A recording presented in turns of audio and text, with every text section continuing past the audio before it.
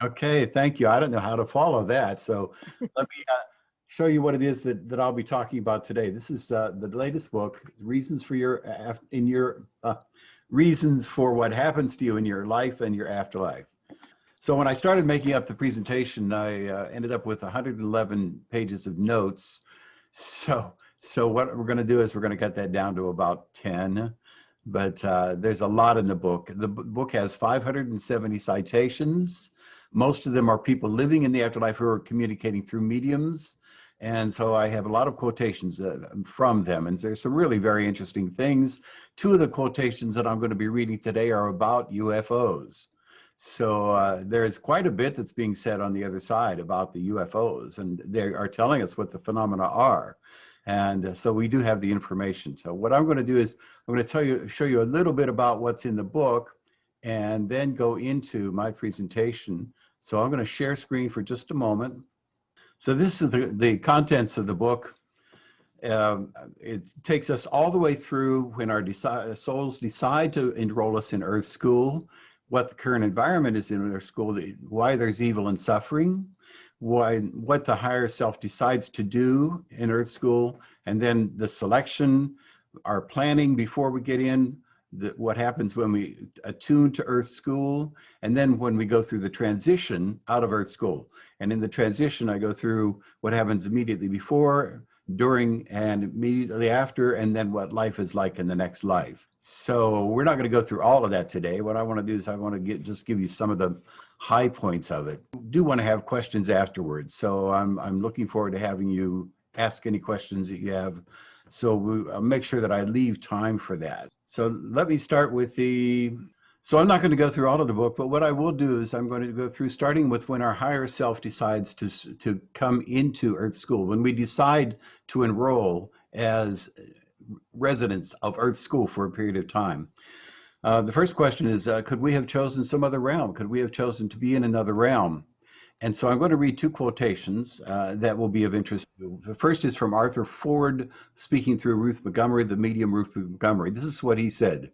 He said, there are countless other souls who have developed while on other planets throughout the firmament, some more primitive and some more advanced, but all are souls within the pulse of God within. In other words, extraterrestrials.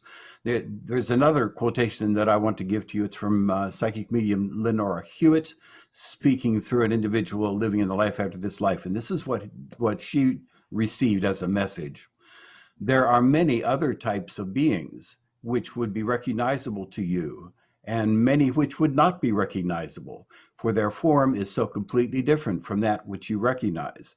But even at that, they have a mentality of form. These other forms are spiritual beings just as we are. When asked whether people live on other planets, doesn't the other side tell us that there are other planets such as Mars? We've seen a lot about Mars lately. But those who are living on Mars are not living on a plane that we can see with our telescopes or we can see when we land on Mars. What they are is they're in a different etheric level. And so then they didn't specify Mars in particular. I'm just using that as an example. But there are realms, there are other planets that do have beings that we are not able to see through our telescopes, but they are on a different etheric level. And they say that they're also on the Earth, other etheric levels where people are living. Now, our higher selves could have chosen any of these other realms. We chose Earth School in the 20th century because of the circumstances here. So everything that we see is what we chose. We wanted to be here during this crucible when there are people who are harsh and cruel and people who are loving and kind. And so we chose this so that we could learn the lessons that we chose to learn before we incarnated in Earth School. And so what we did then is we planned our Earth School experience. If you haven't read Rob Schwartz's Your Soul's Plan and Your Soul's Gift, you really should read them because they have a really good portrayal of what happens in that period before we incarnate.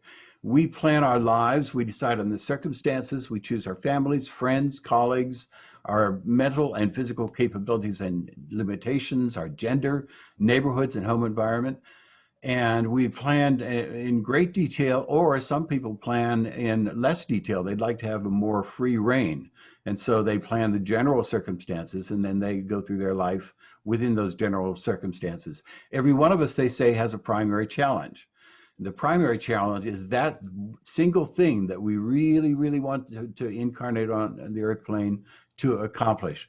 And we can tell what that is because it's something which keeps coming up in our lives. We keep encountering that. And some people are successful in this lifetime and some are not. But we do make the effort to take care of whatever that primary effort is that we want to make.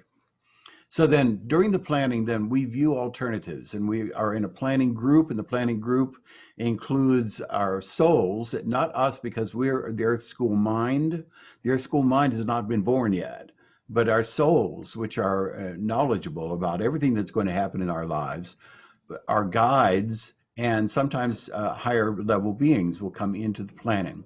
Our guides come in as necessary in order to give some input into the plan, but they don't necessarily do all of the planning with us.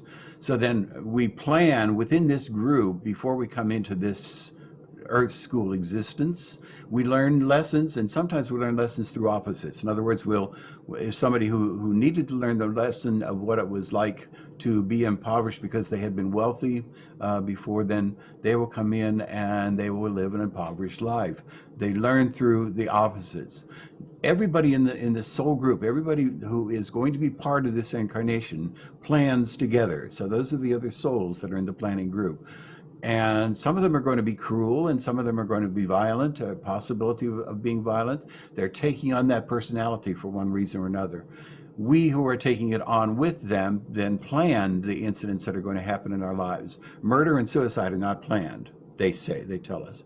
The murder and suicide are free will. I think it's Suzanne Giesemann who had the message that murder and suicide are free will gone awry, is what she said. And what this means is that we are going to be planning everything. We're going to be planning that we may plan to have a violent personality or to be psychotic. But we don't plan that it's going to end up in violence. That was one of the things that simply happens. So then everyone in the soul group who's with us is going to be taking on that, so that they're going to be exposed to this person who's violent. And people are very apologetic before they incarnate. They do so in love. Everybody who is going to be violent, very apologetic to the others before they even incarnate. They're concerned about the others. So what that means is that according to the plan, everybody in our soul group, or everybody who is close to us, is in that planning. They plan to be in the position they're in. So everybody who is with us then has planned to do what they're doing out of love. And that means the harshest or the most incredibly difficult person to live with is doing that out of love. They had planned that out of love with us. So we sometimes plan to be of service to humankind, sometimes to help other people learn, and sometimes then solely to help us learn, and sometimes a combination of the three of them. There are soul groups, and I've heard different numbers for the soul groups, 3 to 25 people in one estimate and up to hundreds in another estimate. They may be family members, but they may not. The family members may be of an affiliate group. In other words, another group that is incarnated, and they then will come into our lives and will be part of our lives, but they were not within our soul group that was in the planning. So then we plan the arrangements for life circumstances, and we may plan for them to be interrupted. We may have a divorce. We may lose our ability in our career and have to choose another career. We may have talents that we lose, such as a pianist then has their fingers broken. But these are all things that we plan. They're circumstances that we will encounter, and then we need to go through them and learn the lessons as a result of them. Tragedies are part of the life planning. So they do happen as a result of the life plan. On the other hand, we do have the word from them on the other side that there is such a thing as chance. So in other words, the broad overview of things that are going to be happening are going to be happening by plan, but things do happen by chance in our lives. There are plans that require that have more structure and plans that have less structure. It depends on what we have decided that we want to have within this incarnation. People's souls may plan for us to experience afflictions and unfortunate circumstances, diseases, may come in as a Down syndrome person. And all of these things are planned ahead of time, sometimes because we want to allow our lives to be of service to others. We want to take on this, whatever this, for instance, a mental malady is, because of the fact that we're having the other people who are involved in it become caretakers for us, become concerned for us. And they're growing in that period of time. And then we are taking this lifetime. The life plan then has exit points. The exit points are points of time when we are going to make an exit. There are more than one exit point. There's general agreement to that I've read. And then any one of the exit points can be chosen. It's chosen by the soul, by the guides, those who are outside of our Earth School minds, and then they'll make that choice when the time is right. Then the next thing is that our souls then will attune to Earth School. Now, we have to get rid of the idea that there's a duality, a conception that there's a physical out there and there's a mental in here. That is not an accurate conception of what happens, but it's the common conception. So I'm going to read a quotation from the Polish composer and virtuoso pianist Frédéric Chopin, who came through in a Leslie Flint session. And this is the way he explains it. There's no such thing as a spirit inhabiting a body. That is another fallacy of the fools who try to explain things. We don't actually inhabit the body, in the sense that some people seem to think that we are in the body, in the same sense that people think that when a person dies, we sort of creep out of it. Well, it's not like that. You cannot explain it in that way. What one must remember is that there is an etheric body, which is a duplicate of the material body, which is animated by the spirit, which has no body in the same sense. And that is not necessarily inside the physical body, but it is an animating force which is behind the etheric body and the material body. And when the physical body dies, the etheric body still retains its shape and form. But it is an animating force which is behind the etheric body and the material body. And when the physical body dies, the etheric body still retains its shape and form. And it is that part of man that is recognized as an individual. And it is that part which people communicate with. The whole point is that there's too much talk about bodies. These bodies are merely vehicles in their expression of the mentality and the mind of the spirit, the vitality and the life, the vitalizing force, which is life itself. And so what he's saying is that the fact that the etheric body is the real body, that is the body that is going to be part of us when we leave the Earth School plane, and that etheric body then is vitalizing the ego body, the body that's on the earth plane. And that body that's on the earth plane is not what we enter. We don't become part of that. It's vitalized by the etheric body, and we are the etheric body, which is then a part of the universal intelligence, a part of the higher self. And so then through this, the higher self and the etheric body, we act out our lives in Earth School. Now, we come into Earth School and we all have common experiences because we've attuned to Earth School. So we've attuned to the same chairs and the same tables and the same landscapes. And it's because we've attuned to them. We could have as easily have attuned to any place else. And if we had attuned to them, then we would be with other people who had attuned to those other places. But we have attuned to Earth School, and that's why we have the common experiences. One of the things that I want to talk about is the relationship of the universal intelligence to our higher selves, our souls, and the Earth minds. I'm going to read a quotation from four authors: Deepak Chopra, who's a board-certified physician; Mina Kafatos, who is a professor of computational physics; Bernardo Kastrup, who is a computer engineer; and Rudolf Tanzi, who is a professor of neurology. And you may recognize some of those names. But this is what they say about where we are in relationship to the universal consciousness. That's not a problem. So here's the quotation. Our seemingly separate human minds are dissociated personalities of this universal mind, akin to the multiple personalities of a person with dissociative identity disorder, which used to be multiple personality. The ideas and emotions experienced by the universal mind, within which we are all immersed, are presented to us in the form of the empirical world we see, hear, touch, taste, and smell. And it's rather like this then. The higher self is rather like us as we are right now, at whatever age we are right now. Within that within that self that we are right now, there is an infant. We were an infant for a period of time. That infant had its own life. It had its own consciousness. It was different from whom we are now. We then were a 5-year-old. That was different from the infant. The infant had a one life, and the 5-year-old has a different consciousness, a different life. Then we were pubescent, and we were adolescents, and the hormones were flowing, and we had a life as an adolescent. That's very different from the 5-year-old or the infant. Then we were 25, then we were 45, then we were 55, and every one of those is a different individual. We had a different life. Our consciousness was different. But now we say, when we look back on that picture of us as an infant, we say, that's me. As a 5-year-old, that's me. As a 15-year-old, that's me. Because of the fact that all of these are part of who we are now. And so each one of those is an individual, and we remember them, we see them, we know who they were, but we can't really understand their consciousness as it was. And so what happens now is that we are all of those individuals. The difference between this self, which is like the higher self, and the higher self and us as individuals, is that we maintain our individuality. We are always the individual whom we are. We don't ever lose that individuality.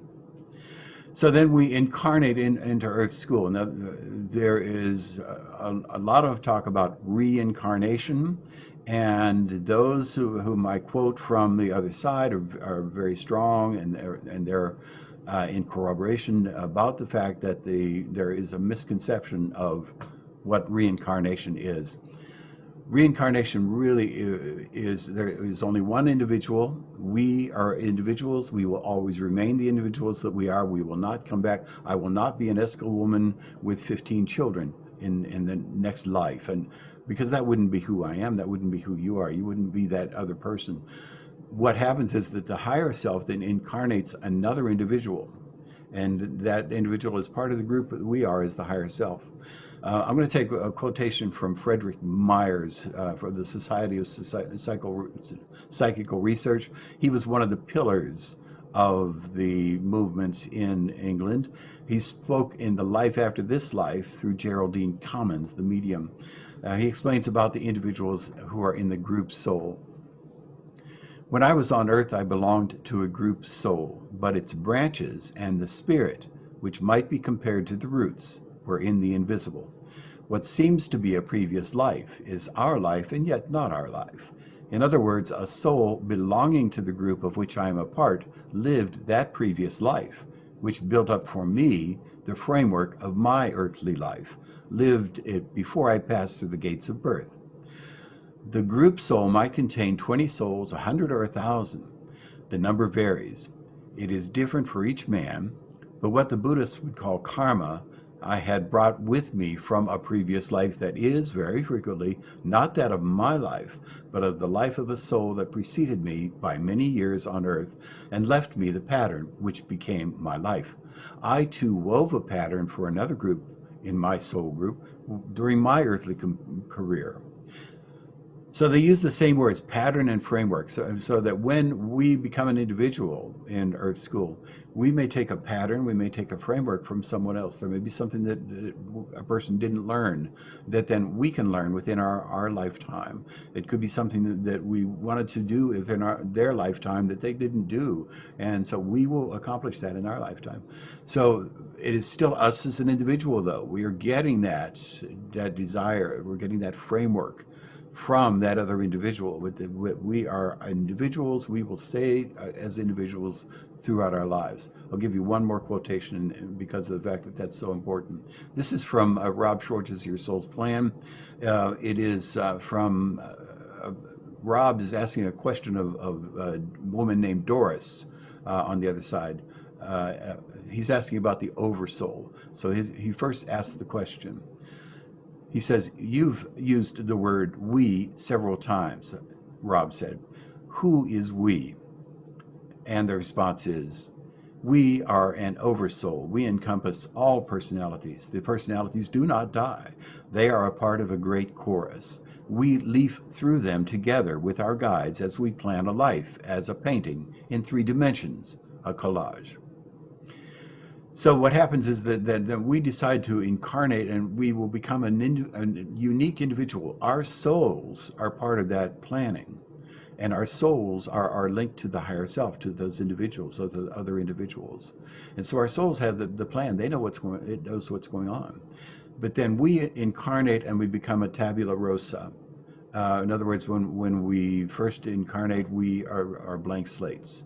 And then we learn within Earth School, and then we get to the point where we go through the effort of going into trying to fulfill the goals that we had, that the soul had, within this lifetime.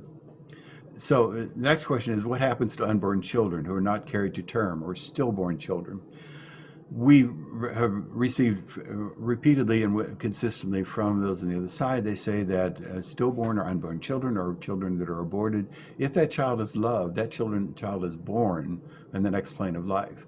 And when that child is born in the next plane of life, the child will then live there, will become a young adult, will go to age in the 20s or early 30s, where everybody is. There are no aged on the other side. And what happens then, we will get to that point, they will get to that point. We then, when we leave the earth plane, we will have a reunion with them. So I'm going to give you an example. This is from the Annie Nanji tapes. Annie and Dinshaw Nanji had conversations for a number of years.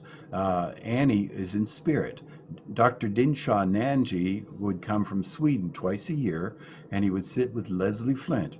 And during the Flint seances, then Annie would speak.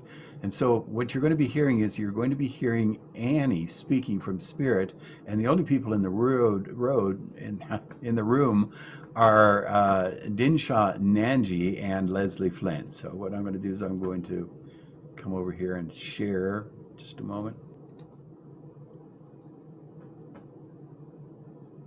And how long was it before you come in contact with Sibylla and Peter?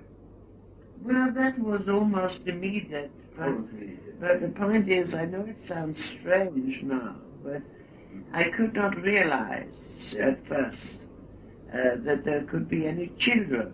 Yes. Because I thought to myself, this is impossible. I mean, it was not that I did not accept in a way, but I thought, well, you know, how can this be? But you knew there were miscarriages.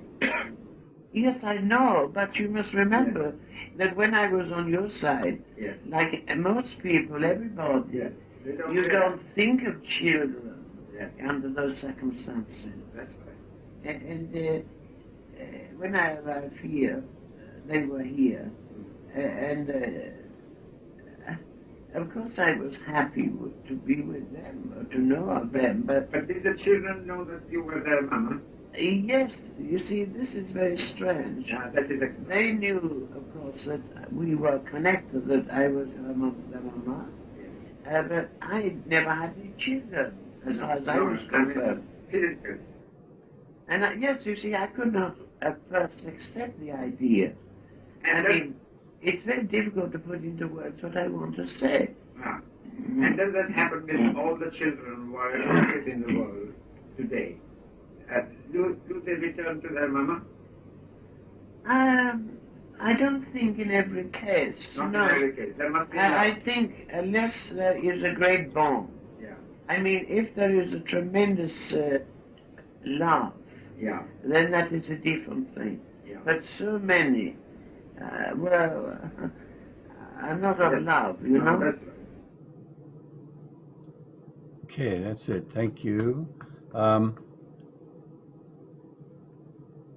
That's inspiring. If you have a chance, you need to listen to the Annie Nanji conversations that were in Leslie Flint's seances. So then our higher selves attune us to Earth School, and we have common experiences. And then within that period of time, we live life, and then we come up to a transition. The transition is necessary. It's an important part of our lives, our continuing lives. So we have to have the body die. The body simply has to die. because of the fact that we have to have a reason for things. And on the earth plane, and we have a sun that gives us warmth, and we have to eat to give our bodies nutrition, and all these things that we don't have to do in the next plane of life. But we have to have reasons for things. So there must be a reason for us to stop using the body, stop having the bodily experiences. And so we call it dying. And all it is a transition to stop using the body and go on to the next stage of life. So in the lead up to the transition, what happens is there's a call to loved ones if it's been somebody who has been ill for a while and is going to pass.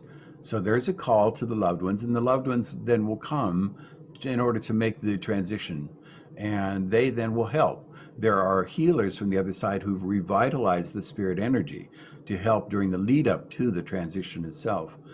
Then they have pre and deathbed visions in the period before death. One study found 63% of 60 terminally ill patients had dreams and visions of loved ones just before their passing, in the days and weeks before their passing. Of those, 80% recalled the visions vividly. They included deceased relatives and friends, and people the individual may recognize, may not recognize, but the deceased relatives and friends are nearly all who come through. This is an example from Stephen Jobs. When the people are about to transition, they will very often get a panorama of what's going to be coming next, of the life that they're going to be entering. So one of them was Steve Jobs, and this is the quotation of what happened during the transition that he had. Before passing, he looked at his sister, Patty, then for a long time at his children, then at his life's partner, Lorene, and then over their shoulders, past them. Steve's final words were, "Oh, wow, oh, wow, oh, wow." In the autobiography of Thomas Alva Edison, Edison had been in a coma for a period of time, and he awakened from the coma. This is just before his passing, and his first words were, "It is very beautiful over there." So these visions are happening to them before they go into this period of time. There's one more that is just a very inspiring vision that I want to share with you. It's from Osis and Haraldson, and they're the ones who did the work on the pre-death and deathbed visions. And this is the quotation of what happened with one individual. He was sedated, fully conscious, and had a low temperature. He was a rather religious person and believed in life after death. We expected him to die, and he probably did too, as he was asked us to pray for him. In the room where he was lying, there was a staircase leading to the second floor. Suddenly he exclaimed, "See, the angels are coming down the stairs. The glass has fallen and broken." All of us in the room looked towards the staircase where a drinking glass had been placed on one of the steps. As we looked, we saw the glass break into 1,000 pieces without any apparent cause. It did not fall. It simply exploded. The angels, of course, we did not see. A happy and peaceful expression came over the patient's face, and the next moment he expired. Even after his death, the serene, peaceful expression remained on his face. And this is one more.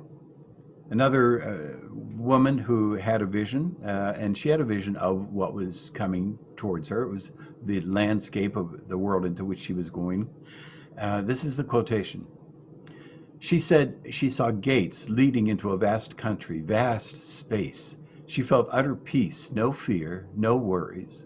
As the gates were opening, she began to improve. Her speech, which had been affected, cleared up. The experience was very reassuring to her, completely eliminating her fear of death. There's another phenomenon that happens during this period of time. It's called terminal lucidity. And what happens in terminal lucidity is that people whose brains may be filled with cancer, they may have been completely displaced by a cancer. There is no brain for all intents and purposes. But then suddenly, just before their passing, they will waken. They will begin to have lucid conversations with their loved ones, even if they've been in a coma for a period of time, even if they have been insensate for a period of time. And they'll have these final words with their loved ones, talk about their impending passing, and then after that, then they would pass. It's a very common experience that people have. The next that I have in the book is the moment of the transition. And what I'm doing is I'm just giving you some of the highlights. There are many, many more. Um, During the moment of the transition, there are phenomena that occurred. Every one of these is individual, so everybody has their own individual period of transition. So this is a quotation from a British soldier who was killed in World War I on the battlefield. It was a fine evening. I had no special information of danger until I heard the whiz of a shell, then following an explosion somewhere behind me. I crouched down involuntarily, but it was too late. Something struck hard, hard, hard against my neck. Shall I ever lose the memory of that hardness? It is the only unpleasant incident that I can remember. I fell, and as I did without passing through an apparent interval of unconsciousness, I found myself outside of myself. You see, I am telling my story simply. You will find it easier to understand. You will learn to know what a small incident this dying is. Everyone who goes through this transition says the same thing. The dying was easy. It's a very easy transition. They also all say that there is no pain.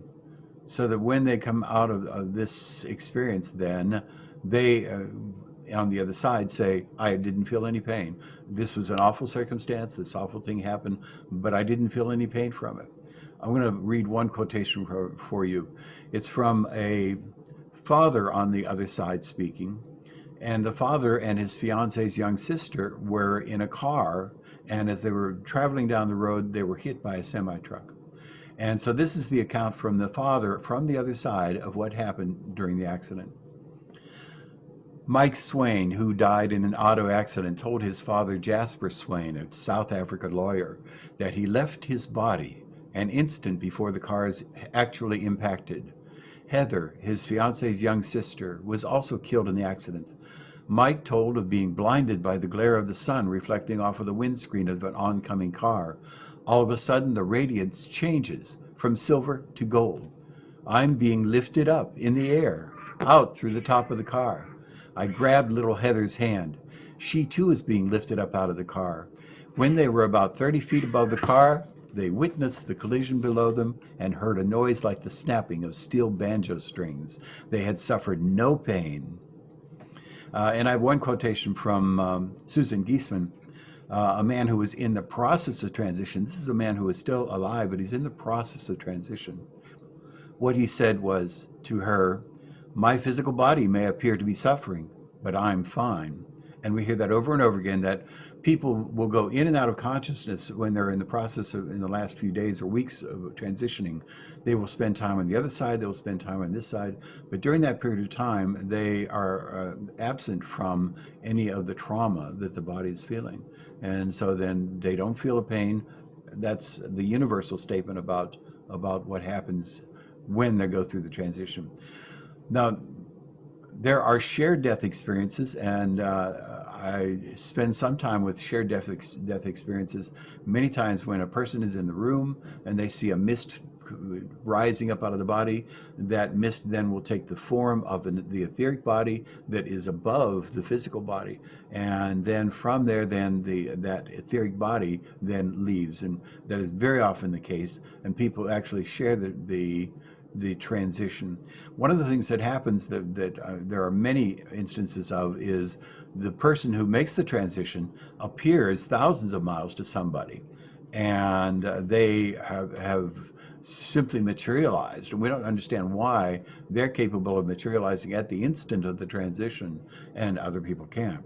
But there's one incident from a man I know from Peoria, Illinois. His name is Mike Thompson, and Mike told me this story.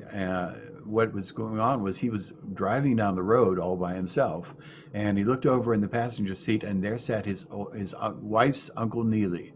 And he hadn't seen his wife for years. He was divorced from her 7 years before, and saw there it was his wife's Uncle Neely next to him. And Uncle Neely said to him, Mike, the Mass is over. Thanks be to God. And it was just an incredible experience. He looked forward at the road to drive, and he looked back, and Uncle Neely was gone. And Mike thought he was losing his mind. He thought he had lost it. He recognized what was being said, because it was a joke that they had when he was with his wife 7 years earlier. They would go to mass together. Mike converted to Catholicism just to satisfy his wife, but he hated every minute of it. And so the family would go to mass and they would come out, and Uncle Neely would jokingly say to Mike, Mike, the mass is over. Thanks be to God. And so that was the message that he got. So he just thought he was losing his mind. He couldn't imagine what was going on. He went into the house and sat down, and a few minutes later, the phone rang, and his son answered the phone, and his son walked back into the room, and he said, Dad, I have bad news. Uncle Neely just passed away. So there are many of these kinds of stories of people who appear thousands of miles away to individuals who are part of their family, individuals who love them. All of the people who go through the transition say how easy it was, there's nothing to be feared, and then immediately afterwards they have a joyous realization that they're alive. Then they have to adjust to their new reality. Life is different for them after that. People don't change after the transition. They don't become somebody different. It's rather like getting on the plane and going to another location. When you get off the plane, you're the same person you were when you got on the plane. People do not go into a soul sleep. The soul sleep is what some Christians believe, that they go into a soul sleep and wait for the resurrection. And there are actually some people living in the next plane of life who are in these little groups who were Christians, and they feel like they're still waiting for the resurrection, and they may spend centuries going in and out of a feeling like that, like they're in soul sleep, waiting for the resurrection to occur. People are all given help after the transition. If it isn't individual, the people's family who come through, it is people who are called deliverers. And the deliverers are assigned to this task. And so when the person comes through on the other side, then they are received by the deliverers, if not the family, and they take care of them for a period of time until the family can arrive. Here are some of the things that happened that we have quotations about from the people living in the afterlife that happened right after the transition. Many of them are aware of the body and they're leaving it behind. So they can see the body's in the bed, they're standing beside it and they're leaving it behind. Many of them have an accident, and immediately after the accident, they're looking around and wondering what people are looking at. A man had, in one of the Leslie Flint sessions, described what happened. He had had a stroke, and this is a quotation from what he had said. Well, I just had a stroke or a seizure or a heart attack or something of that sort. As a matter of fact, I was in the harvesting. I felt a bit peculiar. I thought it was the sun. And while I sat down on the edge, as far as I was concerned, I felt a little drowsy and peculiar, and I must have dozed off. But dear, oh dear, I had such a shock. I woke up as I thought, and the sun had gone down, and there was me, or at least what appeared to be me. I couldn't make it out at all. I was so puzzled.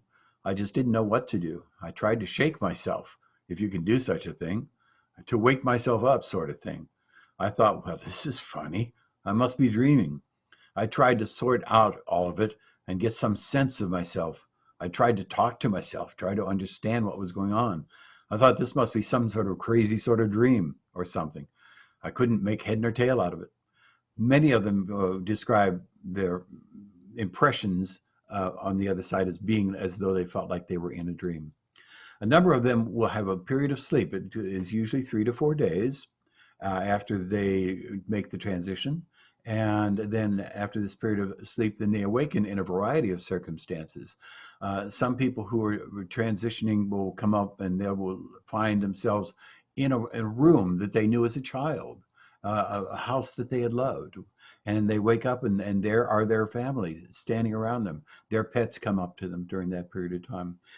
The others will appear and they will come out in a field or some other lovely place.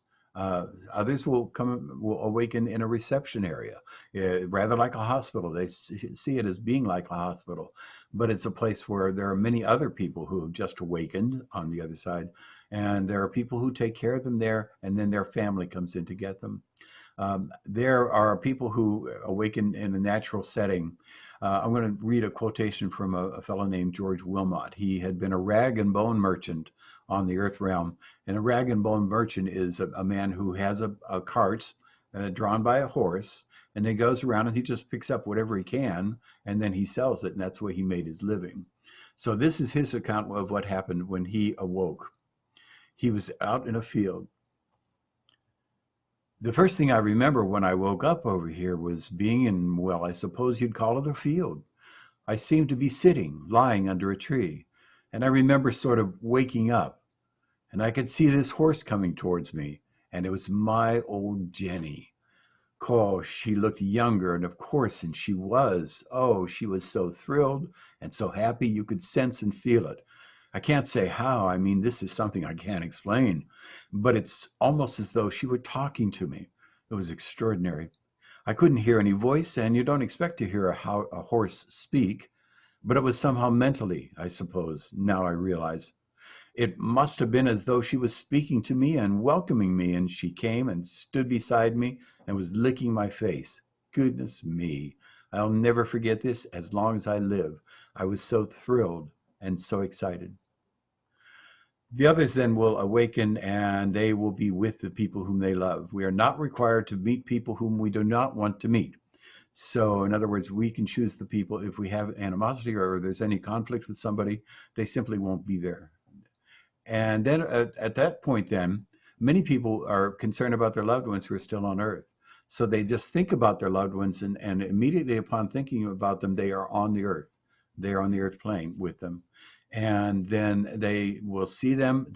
When they find out that they can't have any impression on them, they can't have any effect on them, then they very soon leave. But they do then go to the Earth plane, and then they'll repeatedly come back. People often go to their own funeral. So what I want to do is I want to stop and answer any questions that you might have, because I'm sure people are going to have questions. There's a whole lot more in the book. It's 470 pages of it. So does anybody have any questions? Oh my goodness, Craig, that is such an achievement. Look, I really appreciate the effort you have had to actually condense all of that into 40 minutes.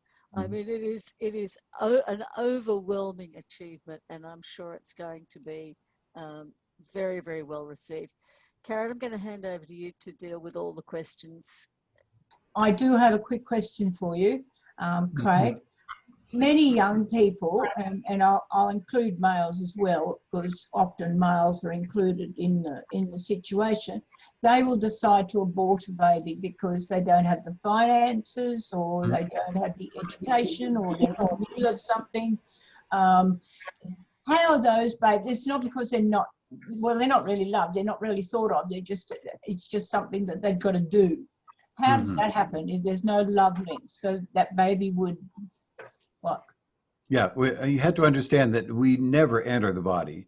So we are not part of the body. That fetus knows spirit, right? So the fetus is just a piece of flesh, and so it really is nothing that happens. What happens is, if the child that would have grown using that fetus as the body, the child is what is born on the other side. It's that individual, completely aside from the physical realm, completely aside from the fetus or bodies. That person is born as a spirit in the other side, and then they grow up there. But the fetus is just a piece of flesh. Yeah, okay, thank you. I rather thought that, but I thought I might ask that because it's such an emotional topic, abortion, and it's something that we need to clarify. I know our laws, don't consider a fetus to be a baby until the 20-week mark. All right, thank you. I'm here. Craig, you are such a wonderful presenter. I could listen to you all day. Thank you so much for this. That was one of the most succinct descriptions of reincarnation. It really resonated with me, and I thought it was really well described. And I ordered your book while you were talking. But my question is, you mentioned that those on the other side had some things to say about the current sightings we're having of possible alien craft. You never got into that. Of course, you had a lot of information there. Do you have anything you could elaborate on that? Yeah, what I had quoted was what they're saying about the extraterrestrials, that there are many people living on other planets who are living in other places or other realms, And they are some more intelligent than we are, and some less advanced. There are other people who speak specifically about the UFOs. I don't have them quoted in the book, but they say that we are going to we're going to have contact very soon. And so that is a common theme that I've heard from the other side. They're not at all surprised. This is just a matter of course for them. You know, of course there are people who are intelligent beings who will communicate with us, who will spend time and they will come into our space. So that it's just like, oh, of course. Why wouldn't you expect that to happen? So we expect that to happen, and the way they've been describing it is soon. One of the encounters that I've heard is of people who were seeing a craft, one of these craft, many crafts that we see now, and they telepathically got the message from the inhabitants of this craft that this was a demonstration. They said this was a demonstration, and I'm sure that what's going on is that they're getting us gradually used to the idea that there are people who are not of the earth. And as we get gradually used to that and they demonstrate that, then they'll make their presence known. But I'm sure that's what's going on now. Fascinating. Thank you so much for this, Craig. Earlier on, oh, sorry, my thumb is in the way. You were referencing that we a pre-contract prior to coming into physical form, that we're going to have shared experiences. It could be violent, could be loving, could be whatever. And that being said, since we predetermine it, when we leave physical form, why would we not want to connect with someone that we'd known here? For example, a lot of people my age had very strict, rigid, abusive parents whom in this lifetime, we say we'd never want anything to do with them. But if that was predetermined, that was my experience, I wanted, and now in my mind, I don't want to see them again, but wouldn't I want to see them if all of this is left behind? No, you are the same person. So when you transition, you're the same person, same fears, same attitudes, same animosities that you have on the earth plane. Now, over a period of time, as you grow, because you continue to grow spiritually, so over a period of time, you may come to forgive. So at that point, then you can say, I believe that I want to forgive them. I would like to see them. And then they have to agree to see you.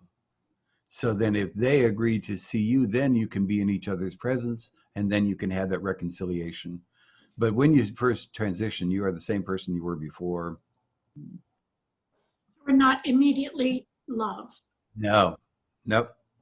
You're the same person, exactly the same person.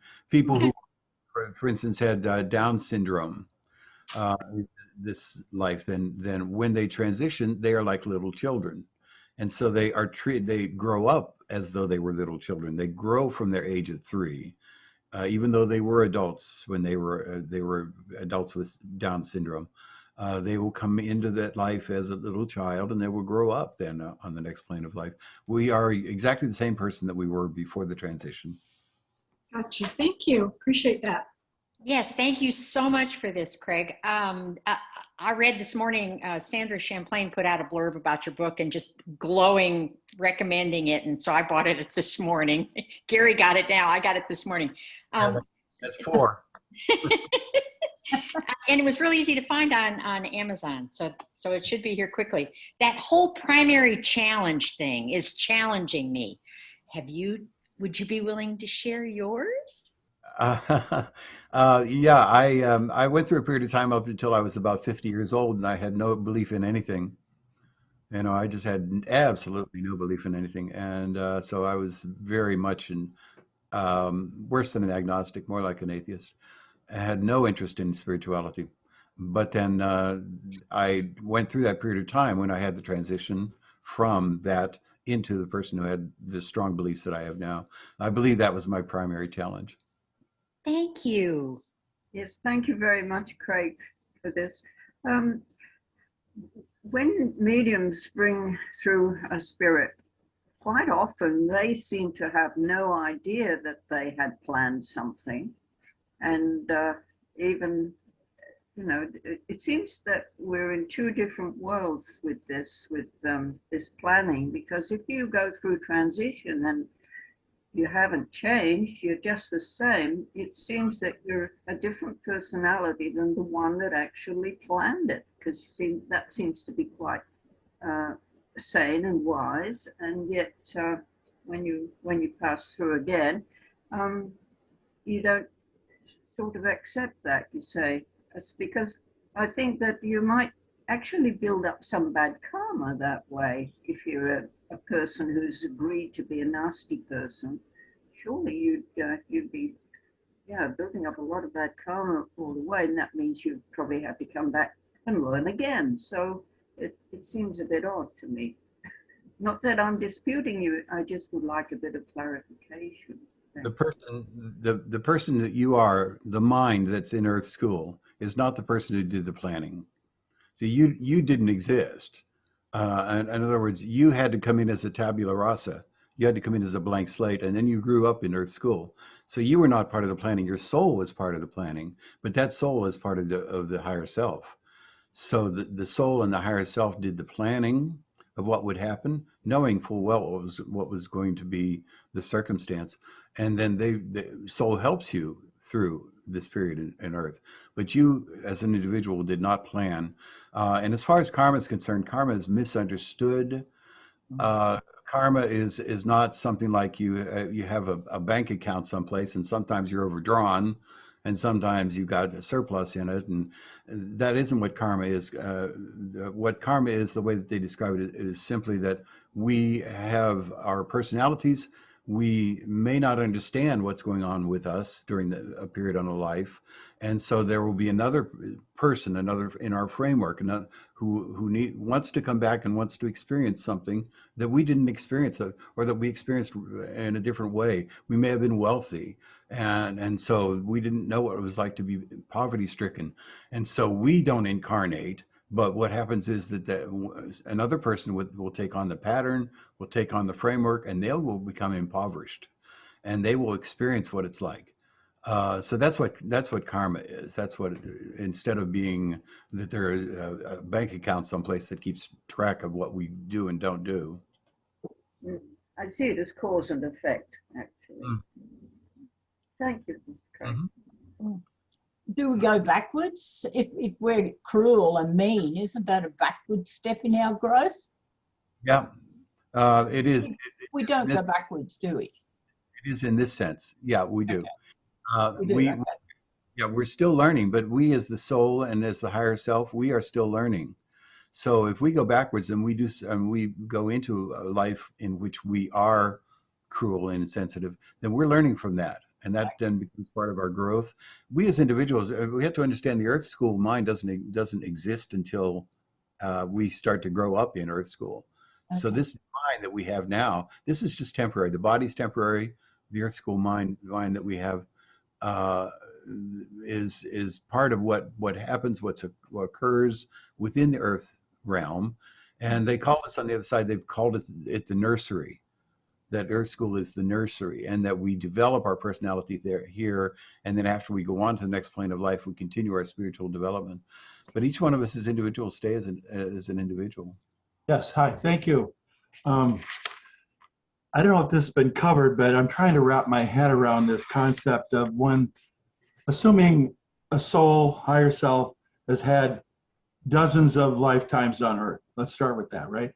And let's say that soul was aborted or died, young, 1 or 2 years old. I don't know if I heard it from you, or maybe I've heard it in other places too, from various mediums. If, let's say, I, the parent, went to a medium and they were able to contact the so-called dead child on the other side, did you say that if they died at, say, 1 year old, they're going to start still be advancing, kind of as they would as a child on Earth, but on the other side? Yes. I'm trying to wrap my head around this. This doesn't make any sense, because you're an eternal soul, and each lifetime is just one little sort of drop in the bucket. Why would you continue being a child if you died young on Earth on the other side? I guess that's the question. Yeah, but understand that when you say a child, then you're talking about the body. Right. There is your mental acuity, your experiences, your knowledge, and all of that is the part that's mental, that's part of you. And that is the part that then lives on the other side. That is part that lives in the next plane of life. And so that part of you that lives in the next plane of life is not going to be any different. So you wouldn't want to, you wouldn't go into the next plane of life and be a 29-year-old if you were a 5-year-old, because that wouldn't be your life. And you go through your life on the next plane of life, and you develop all of your abilities, all of your mental facilities, and you become the person you would become until you get to the point of which you're like 29 or 30, and then the body stops changing, but your mind continues from then. And Well, on the other side, you don't really have a body that looks like the one you had on Earth unless you want to have that. That's my understanding. yes, you do. Because you have the expectation, your mind has the expectation that you're going to have this body. Then when you go into the next plane of life, it's simply given to you. You simply have it. But it'd be the body that you want to have, or the body that you would most desire. And that's normally when people are in their prime, in their 20s and 30s. Right. Have a body, it's a solid body. When you look around you, the Earth's plane is a spiritual plane. So we're on a spiritual plane. We just go on to another spiritual plane that's just like this. It'll be solid, and we have bodies, and so it's just exactly like this, except it has none of the drawbacks, none of the negatives. Right. So if I get this right, when you transition, whatever age you are, you sort of start out on the other side being like that until you kind of wake up, and then you go, well, I don't have to be, 2 years old, or I don't have to be 89. I can be whatever I want to look like and continue. No, it's just a normal transition. So if you're 4 years old, then you'll grow from 4 to 5 to 6 to 7 to 8 in a progression, just like you would on the Earth plane. See, that's what I don't agree with that. It doesn't make sense, because if you're an eternal soul, you'd say, well, maybe I chose to have that lifetime where I was going to be aborted or die at age 2 for the experience, to help for my parents, let's say. But now that I'm, on the other side again, I don't have to continue being 2 years old. Yeah, That's how I get it. Yeah, that's not it. What they do is they talk about us as individuals. We are in a spiritual plane right now. We are spirits living in a spiritual plane right now. We've taken on bodies, and we are navigating with using bodies. But then we go on to the next realm of life, and we are simply, we live the same way. We feel like we have bodies, we're an individual, but there are no other bodies that we're part of. And so the only thing that I hear them talking about is us as individuals going from here to there, like we got on a plane, got off, and we're in a new country. That's all I hear. I think we just have to accept it, Steve, until we hear otherwise. To me, this doesn't account for reincarnation, assuming we've had dozens, maybe hundreds of lives. Carriage, and the soul goes to the other side and starts to grow. Do they marry and have children, or do they have to reincarnate for that to happen? Many of the customs that we have on the Earth plane are not followed in the same way on the next plane of life. One of these is ownership. Like, I own this person. I own this woman. She's my wife. And these kinds of desires to own, to have as mine and solely mine, they're not the same. And so we lose that. We love unconditionally. We learn to love unconditionally. We love anybody who's part of our circle, anybody who's with us.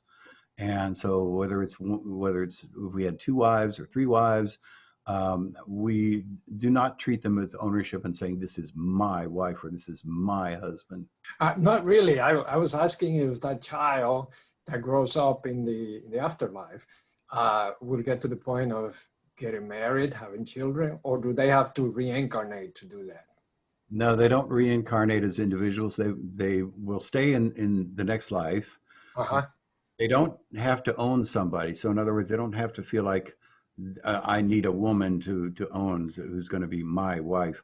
They don't have children. Okay. They're not going to have children in the next plane of life. Okay. But we have very close relationships, and we can have relationships with people that we knew on the Earth plane, or were part of, or were married to, or we can have relationships with somebody else and just not have relationship with them. It's just a whole new world. Hello, and thank you, Craig. I just bought your book, and thank you for today. What happens to evil? Evil? I'm talking about homicidal, genocidal characters that come into the earth plane. What happens to them? Okay, so I have a whole chapter about it in the book.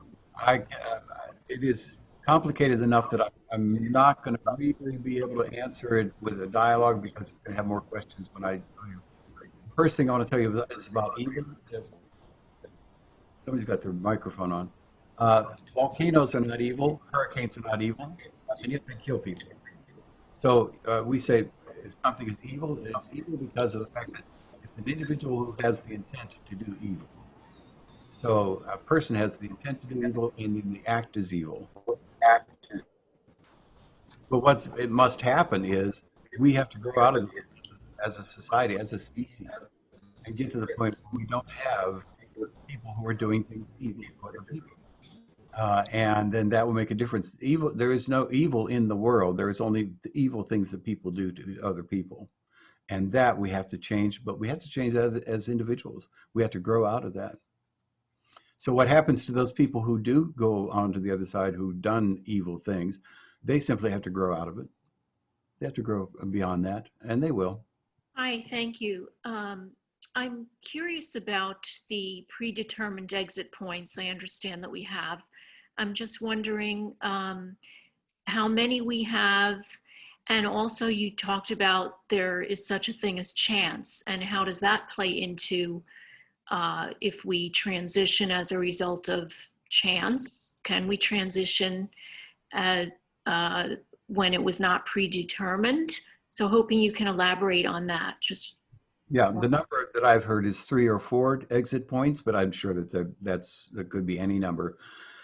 As far as if a person transitions by chance, if something happens like that, the soul and the guides are in charge.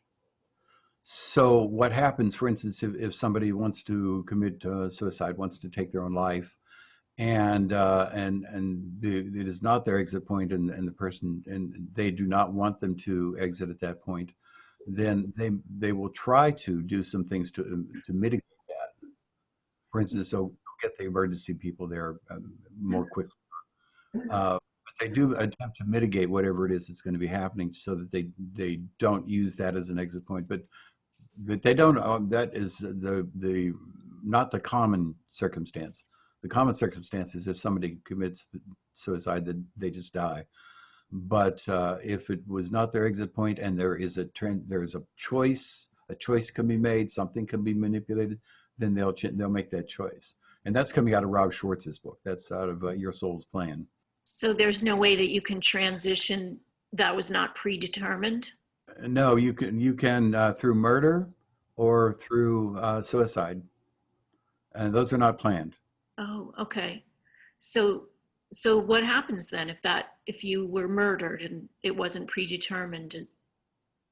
Then at that point, then you enter the next life and the next life, and you continue growing from there. Thank you, Craig. Thank you for your presentation. Well, unfortunately, I just lost my darling wife, and for me, it's quite not theoretical, but quite practical. So the person who transitioned, the person who passed away, is their time similar to our time? Do they have time at all? They have a time. They don't have days, so that there is no sun. They don't have sunrise mornings and then evenings where the sun goes down, and so they don't have that kind of time. They do have a sense of time primarily through us. So as they come back into the earth plane, or they get our thoughts from the earth plane, then they'll know about time. They'll know about things like anniversaries and birthdays and those sorts of things. And they do, children grow up on the next plane of life. So there is a sort of time. This is the way they describe it. It's a time of sorts, is what they say. But it is not the same time as we have. It's not diurnal. There are not sunrises, sunsets, and so forth. you probably answered my kind of next question, kind of. Do these people continue to love if, for example, they loved us when they were alive, when they were in this world? Do they continue to love us? Yes. Yep. So they don't change when they get off the plane. They're the same person when they get off the plane. And in fact, what happens is because the baggage is gone from the earth realm, all of the unfortunate things that the earth realm has that contribute to our lives, because that baggage is gone, they learn to love even more. So they're more loving. Any suggestions for you for people like myself who just lost kind of quote unquote the loved ones? So anything you can advise? Yeah, you can communicate with her. You just have to learn how. So if you go to the afterlifeinstitute.org website, afterlifeinstitute.org, on the first page, you scroll down maybe one page, you'll see a link to methods of communicating with people living in the life after this life. And the methods are as much as 98% successful. Really? Oh, thank you. And the last question, people, of course, learning lessons, what they've done on this earth. So is she learning her lessons? Is it painful for people who passed away to see what they've done wrong, what they've done not the way how it was designed? They'll go through a life. They go through a life review, and the life review is actually a review of the whole life. Every incident of any importance, they'll go through the whole life, and they will experience every one of those incidents, and they'll experience the feelings of the other person, other people involved.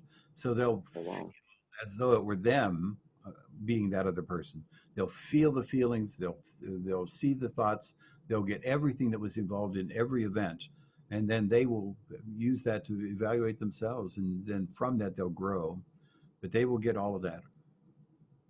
And they say they're upset for us because, for example, if I'm at the moment upset about her passing, it upsets her that I'm upset. Is it correct? Upset? I didn't understand the question. That I'm upset at the moment that she passed. Sure. So I'm upset that she passed away. And my understanding is that the person who passed away, who sees both this world and the next world, when she looks at me and she sees me crying or sees me upset, it upsets her. Is it correct? Yes, it does. They feel sad because we're sad. And especially for children, they will stay close to the earth plane for extended periods of time, and they can't go on if their mother, father, parent, or a spouse is just grieving all the time. It makes it difficult for them to go on, but they do. Okay. Michael, I'm sorry, we're going to have to move on. Thank you. We've got a few questions. Anne, would you like to unmute yourself and ask your question? Okay, I'm sorry. I was having problems unmuting myself. I'm the mother of a child who was a suicide 21 years ago. And obviously this is a very traumatic thing for a parent to go through. I'm wondering, was this some kind of a lesson for me, or was it nothing to do with me? Was it a lesson for her? What comes out of this regarding me and her? She planned it. It wasn't something that she just thought of one day. I know it was something she had thought of previously. She did have bipolar disorder, and I'm just wondering what. Is there something I'm supposed to be learning from this? No. She planned the bipolar disorder. You planned it with her. And knowing full well that something like this might happen. But her decision to take her own life was not planned. And you are not supposed to learn a lesson. You were supposed to learn lessons because she was bipolar. And she was learning lessons because she was bipolar. You chose that. But you did not choose, either one of you choose to have a suicide. That is not in the plan. So it was not intended to teach you lessons. No, that is not the way the universal intellect is. Wouldn't do anything like that to make you learn a lesson. Okay, Anne, thank you. Lots of questions, but actually just two main things that I'd love to be able to understand a little more. So one, so I've been reading a lot about like vibrational frequencies, and I'm reading William Buhlman's book, Adventures Out of the Body. And I guess, in that I'm understanding that there's all the different vibrational frequencies, and right now we are vibrating at a low frequency, and that gives us density and gives us some matter. And then as you go to the next realm, it's a membrane that separates, but it's a parallel, and it's a faster vibrational frequency, and it's lighter, and so that's the etheric body. And then there's other realms and other membranes, and then at the realm of God, you would be at the like super high vibrational frequency. So how does that view of the different levels and vibrational frequencies, how does that fit in with it? It sounds like when you're saying it's like it's this side and that side, but that side is not just one side, it's levels of sides. And then there's also, I hear, lower realms, like in I guess Jurgen, and he has the those video things he does, and some of them are lower realms. So does this all, is this like, can these concepts be integrated? Yeah, but it isn't this side and the other side, and then the other side has all kinds of levels in it, spiritual levels. It's not the way it is. We're on a spiritual plane. There is another spiritual plane. We as individuals are on a spiritual level. We are not enlightened beings. We are not beings of light. We haven't gotten to that level yet. We may not get there in the life after this life. We may go on to have school in some other planet, but we continue as individuals, and we then are going to grow, and we're going to go through transitions from one level to the next. They're not levels that you could say, here's a demarcation and you graduate from one level to the next. They're very gradual. And so we will continue to grow spiritually, and we will continue to become all that we can become. You can call that vibrations if you want, but it just is, we will continue what we're doing now just on the next plane of life, the next spiritual plane. But it's of no difference from this spiritual plane.